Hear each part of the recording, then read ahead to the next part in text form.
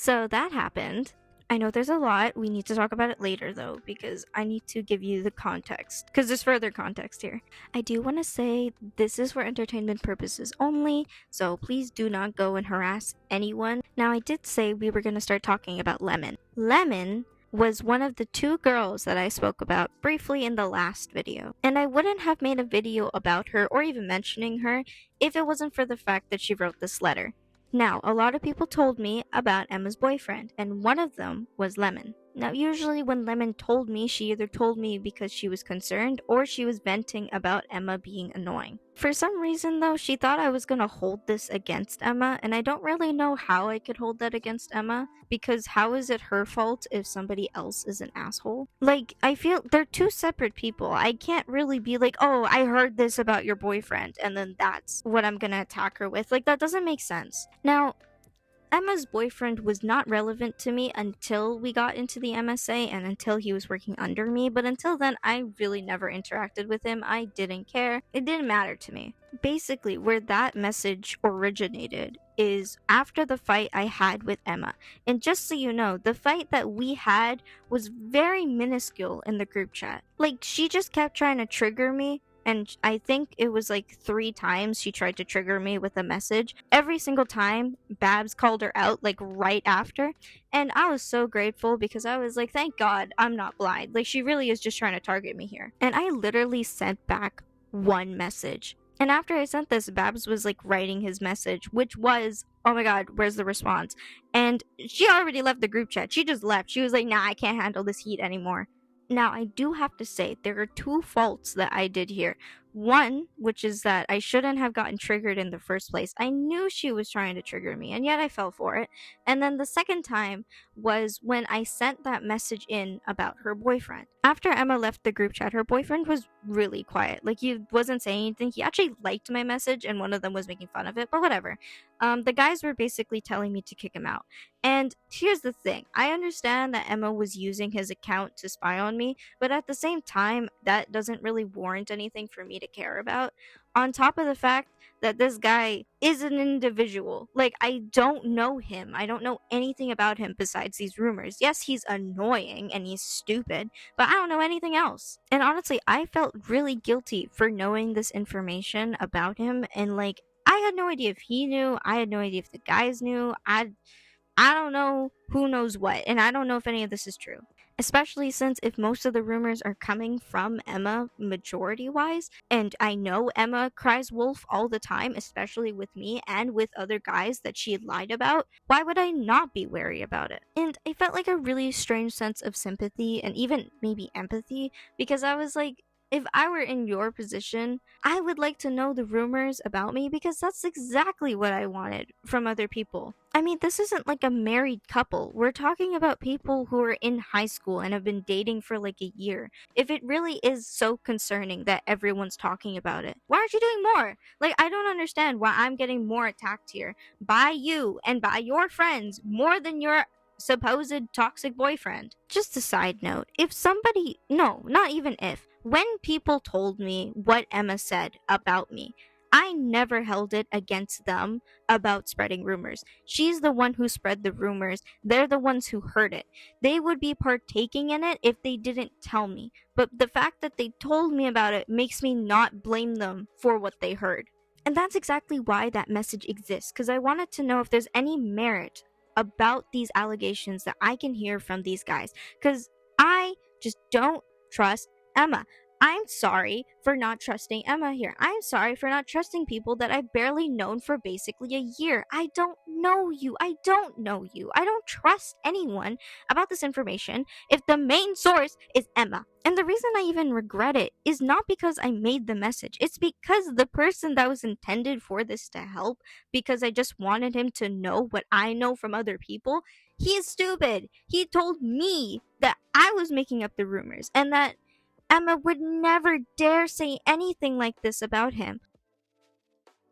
Yeah, like I had the free time to just make up rumors that suspiciously sound. I don't know, like Emma said that. No, you're right. I made it up. You're right.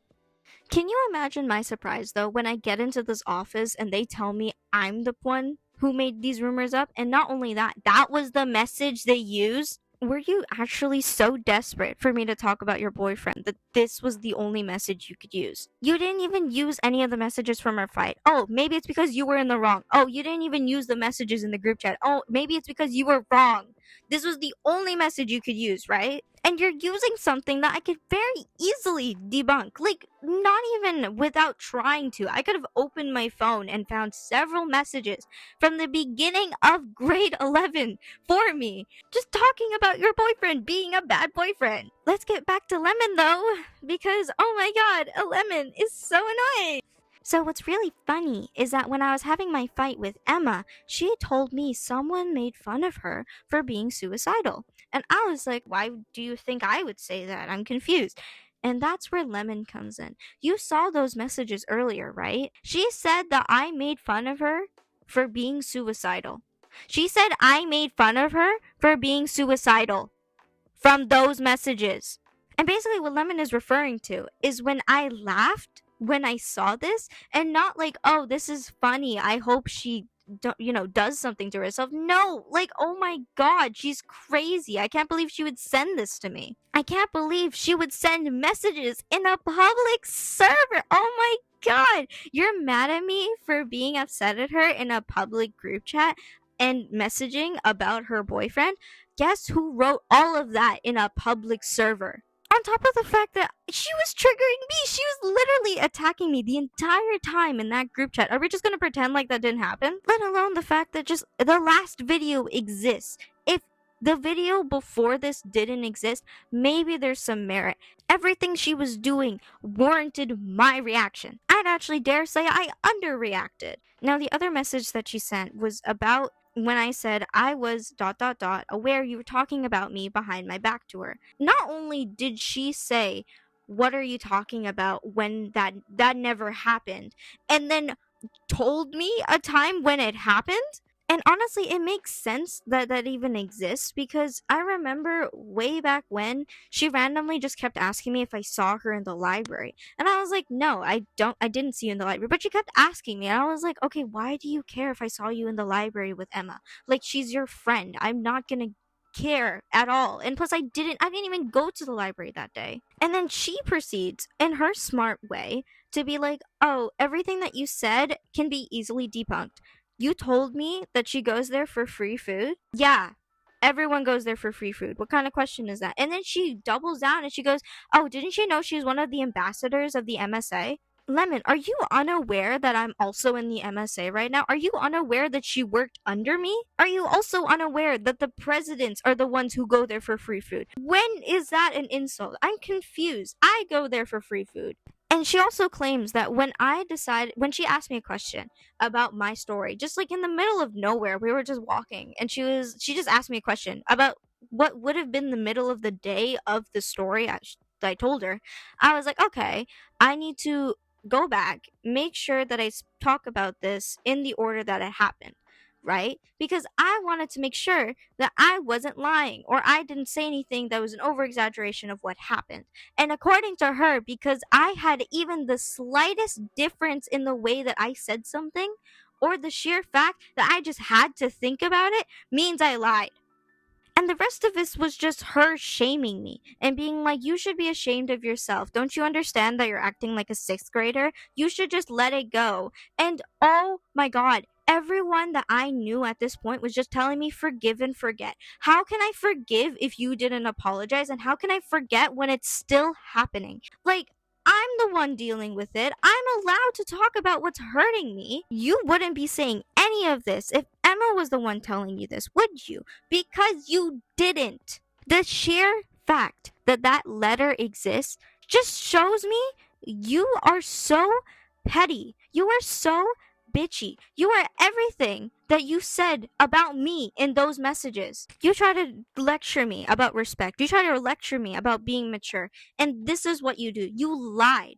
You know you lied. You know you're lying. And you thought I'd never find out, didn't you? Because obviously, why would you think that? Because Emma did this before. And she doesn't know that I heard that she wrote that letter. She doesn't know that the VP would tell me who wrote this letter. None of you did.